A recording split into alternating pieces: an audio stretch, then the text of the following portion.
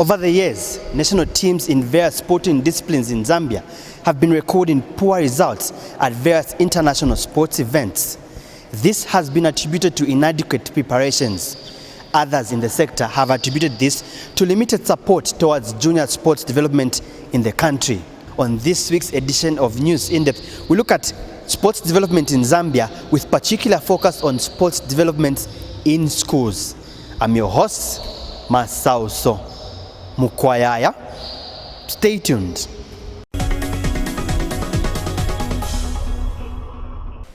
Scholars describe sports as an activity containing physical effort and skill in which an individual or team plays against one another for mere entertainment or commercial purposes. The activity is largely competitive in nature. Participants target to maintain or improve their physical ability and skills while providing themselves with enjoyment.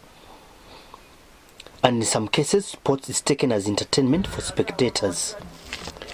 Stone Age artistic drawings that have been discovered in various archaeological sites world over suggest sports is as old as the existence of humankind. However, modern sports in Zambia bounce back to the white colonialists that settled in the country in the 1900s.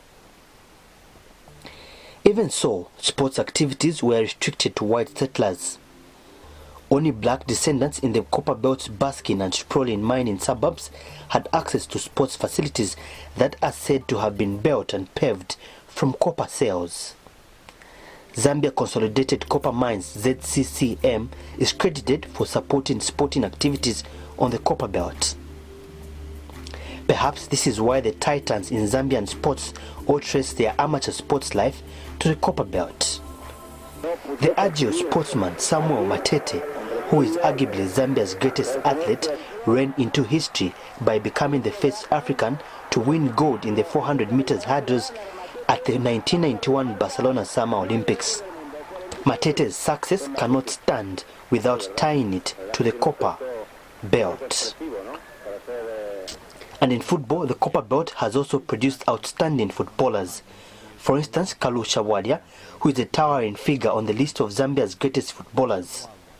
Captain and star player.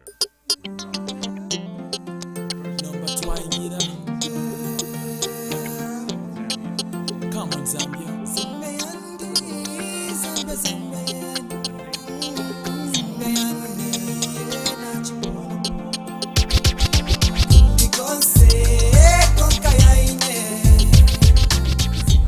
And in more recent times, Zambia's tennis ace, Edgar Kazembe, also traces his beginnings to the Copper Belt. The country's sportsmen and women in different fields of sports discipline have in recent years participated in various sports competitions both at local and international level. The National Organization for Women in Sports, Physical Activity and Recreation, NOWSPAR, feels a lot more needs to be done to improve sporting activities in the country. Since the time there were investment from the mines a long time ago where they had put up, sports and recreation, and since that was sort of like died down, the Ministry of Education do not really encourage the young people to do, physical education, which is PE, and from PE, this is where you identify the young girls and boys who like to play sport. But then look at the infrastructure, the facilities that the schools have, the equipment that they are supposed to use, they are not there. Without downplaying the success scored by various sportsmen and women, mostly hailing from the Copper Belt, the Ministry of Sports has reviewed that it wants to develop sports disciplines in a holistic manner. We look into the issue of developing all sport disciplines. Currently, we have 43 sport disciplines that are registered under the National Sports Council of Zambia. Of these sport disciplines, we have both the team sport and the minor sport, which is the individual sport. And when we are looking at sport development in the country, we address both high-performance sport and amateur sport. When we talk about high-performance sport, this is giving an opportunity to young people that are highly talented to participate in both international and regional competitions. In recent years, Zambia has had a limited presence at major international sporting events such as the Olympics, Commonwealth and All Africa Games. The few athletes that have made it to any one of these prestigious international or continental sporting events have recorded poor results. Sports administrators have attributed this poor state of affairs to inadequate preparation of athletes, and the Ministry of Sports agrees with this. Sport requires investment, and for you to produce a medal-winning athlete, you need to have invested in that particular athlete for a period of 8 years, and you need to start investing in the athletes at a tender age. You don't wake up and you are winning medals. You need to really ensure that investment is done, and the investment is a holistic approach where you build capacities. Poor sports infrastructure and lack of enough sports facilities have also been cited to be a major contributor to Zambia's poor performance at sports events. The Handball Association of Zambia says there is a broken down sports system in the country. Association President Walia Banda feels the tendency by the National Sports Council of Zambia to withhold monthly funds that government sets aside for sports associations is inhibiting the development of sports at grassroots level. We get our funding through National Sports Council of Zambia. According to the budget of the government, it's 5,000 per sports association per month. But that money is not given to the association. It's kept until you have international engagement. But the view of Handball Association of Zambia and my executive is that let that money, even if it's true, let it be given straight to the association. Now the association has to choose between sports development or going outside. Because the way things are, if an association does not go outside, it won't access that money. The National Sports Council of Zambia says government has formulated a deliberate policy mandating the council to regulate all sporting activities in the country. The government designed a deliberate policy to have the Sports Council regulate and supervise sport. You cannot come in the country, maybe foreigners, they come in the country, they just come here and form sport. We must know who they are. That's why we have a secretariat. That secretariat is a government institution. Zambia has about 44 registered sports associations. This loosely means that the country practices about 44 sports disciplines. Not downplaying other sports disciplines, football, otherwise known as soccer, is the most popular sport and the nation's flag carrier. The Football Association of Zambia, FAZ, believes the need to put up multi-purpose sports centers in every province will improve sports in the country. Well, the first thing I would say, or the main thing I would say is for, I think the government is doing this already, is to set up sports centers like the way we have the OIDC here in Lusaka. I think it's vital that we have that in each and every province. On our end as FAZ, I think with the funding that's coming from FIFA, we're looking at also partnering with the government in certain stadiums like the Kenneth Stadium, for example, in Chipata, to improve the infrastructure, maybe set up some offices, set up some 7-a-side grounds, 5-a-side grounds, just to have areas where players can come together and we can start improving the game. Perhaps paying special attention to sports in schools can provide the country with a consistent pool of young sportsmen and women in the country. But with little attention placed in putting up sports infrastructure in schools, Zambia's performance in sports competitions risks remaining poor. A check at various schools across Lusaka revealed that most sports facilities are in a deplorable state. Football pitches at some schools are nothing close to smooth. At Munali Secondary School, the surface at this football pitch is so rough, such that the ball cannot roll from one end to the other without being derailed by the rough surface, mainly made up of patches of unkept grass and sand.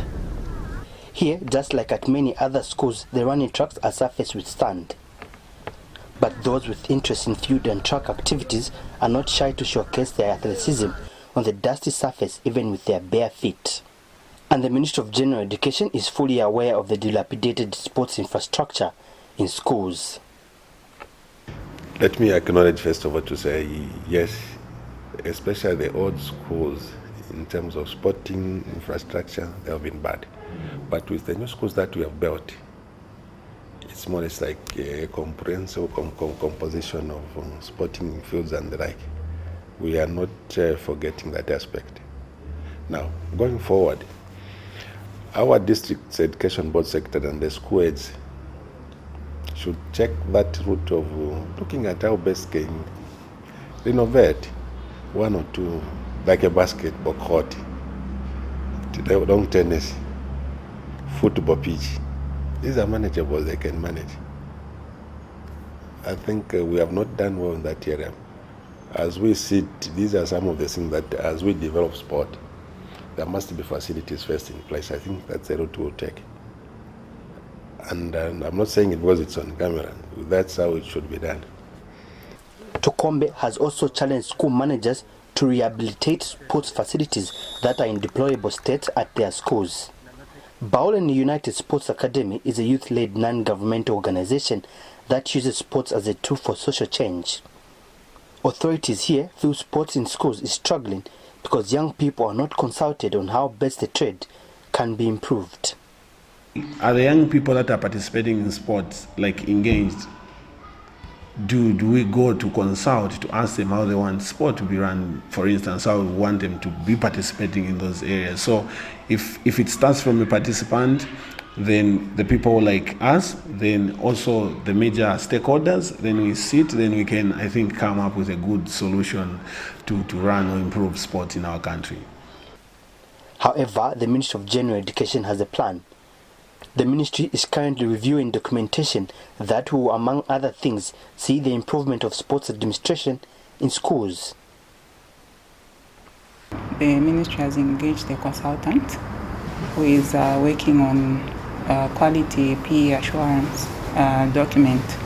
So I've been engaged to work with a consultant on the same. So what we are doing in that is that we are trying to harmonize the policies, the national health policy, national child policy, national youth policy, and the education policy.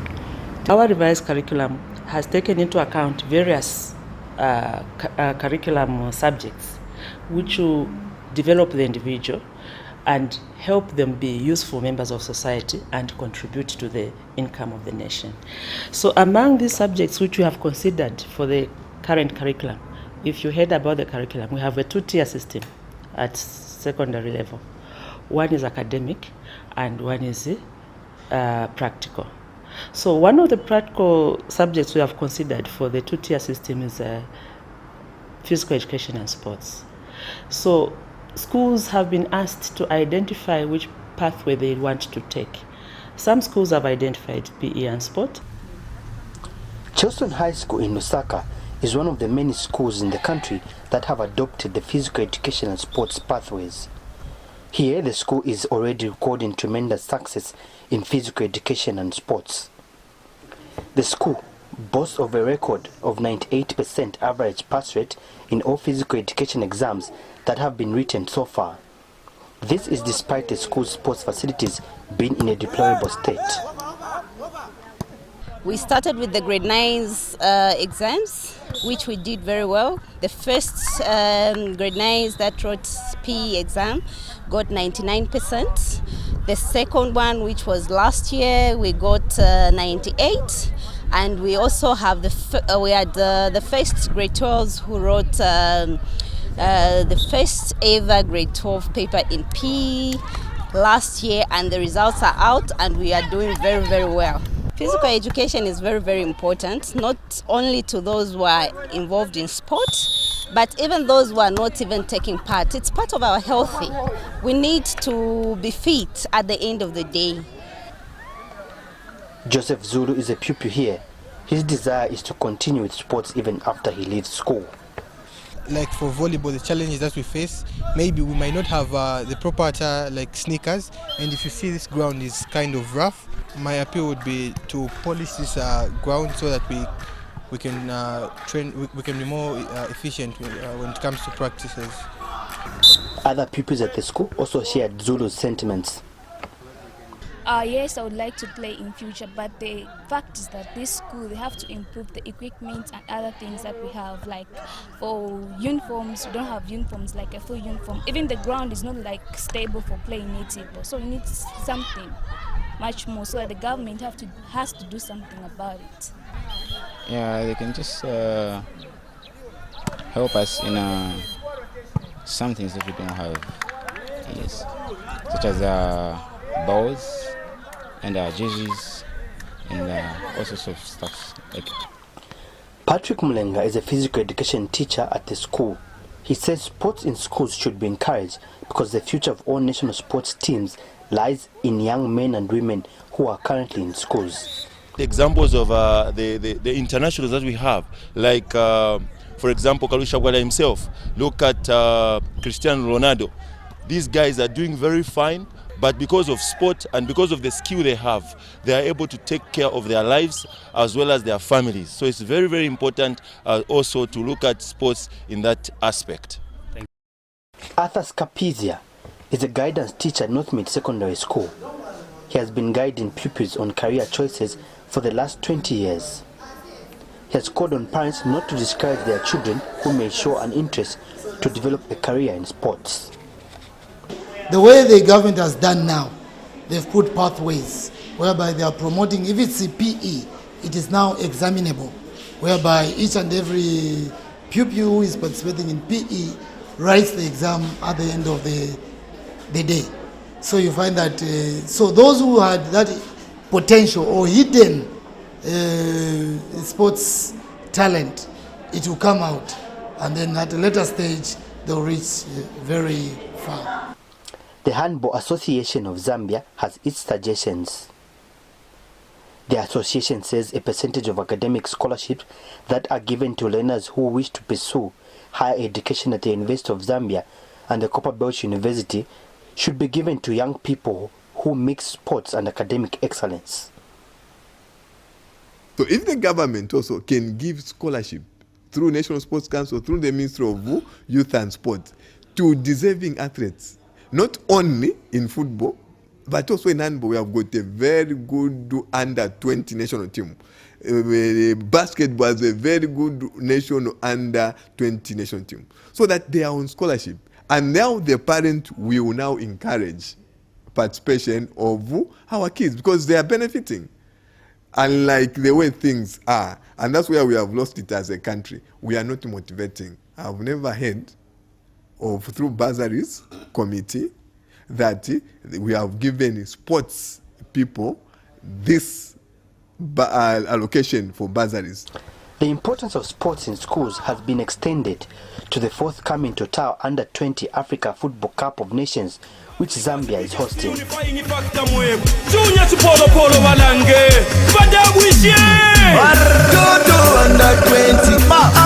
Cup of Nations, Under-20, Lelo in Zambia, Under-20, Africa Cup of Nations, Under-20, Lelo in Zambia.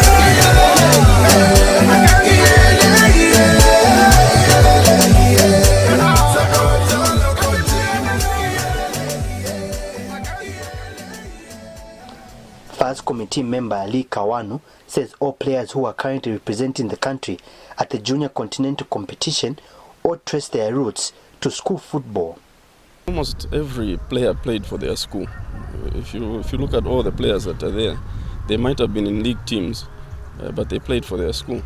I'll give an example of Patson Daka. Patson Daka played for Navoy. The coaches first saw him. I mean, I knew him from the time he was a child, but the coaches first saw him in Livingstone at the interprovincial games, playing for Navoy. I mean, for Lusaka province. So I think almost every player will play for the league team, but while at school they'll play for their school as well. So I think all of them. Kenneth Kalunga is a player in the Zambia Under-20 national football team. He's also currently playing in the Division 2 league in Denmark. Just like many other players, Kalunga was also exposed to sports at school. Perhaps this is why it's calling for the improvement of the trade in schools. Better when the authorities bring up activities that are sports related in especially remote areas of the country, because here, like here in Lusaka and Kitwe and the big cities in Zambia, there are some sports activities, but when you go into the rural areas, there's very little sports going on. So I'd say a lot of sport should be looked into, not only football, but a lot of sport, because it brings a lot of togetherness and a lot of progress as well. As a way of developing sports among the youth, the Ministry of Sports has developed a policy on incentives in all fields of sports. The ministry has developed a policy on incentives in sport. And this particular policy will be read together with the sport policy. We've finished drafting the 2008 sport policy. And attached to that, there will be a document on incentives in sport. And once it's approved by cabinet, it will be executed. But this is not to say that the ministry does not recognize the achievements done by all sportsmen and women. We do recognize it. In as much as the measures being proposed to improve sports activities in schools are encouraging, it is important to note that Zambian communities are home to thousands of young people who are not in school but have an interest in sports. These young people captured playing street football using a handmade ball wrapped with plastics can be an example of out-of-school youth with an interest in sports. However, all is not lost for the youth who are out of school. The Ministry of Sports has identified 700 community sites countrywide where it plans to put up community sports facilities. We have a special program which we call Community Sport. This was launched by the Honorable Minister in 2015.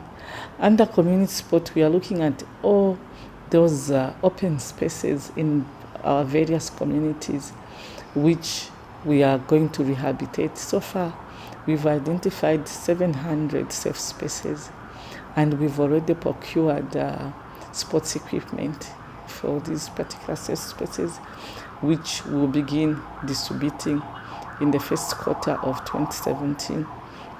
This is also to enhance participation of young people in sport as a way of keeping them very busy. While many are using sports for commercial purposes, others are using it as a tool for social change. We look at 5 sports codes, which is football, volleyball, netball, korfball, and chess. So we basically use sport as a tool for social change, and we also provide life skills to the youths from the ages of 15 to 25. So aside from running the football part, we also run the skills part and also a social enterprise project. There's no doubt that the future sports stars in Zambia are sitting behind classroom walls somewhere at a school. However, out of the 44 sports disciplines in Zambia, schools across the country only practice an average of 8 sports disciplines. The limited number of sports disciplines practiced in schools can be attributed to inadequate sports facilities. If schools in Zambia are to continue to contribute to sports development in the country, it is important that particular incentives are put in place to introduce as many sports disciplines as possible.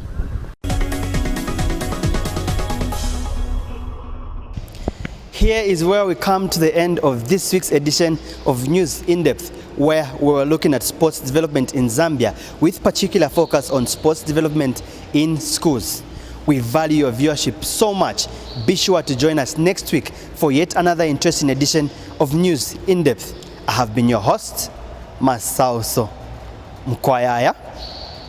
Pleasant viewing.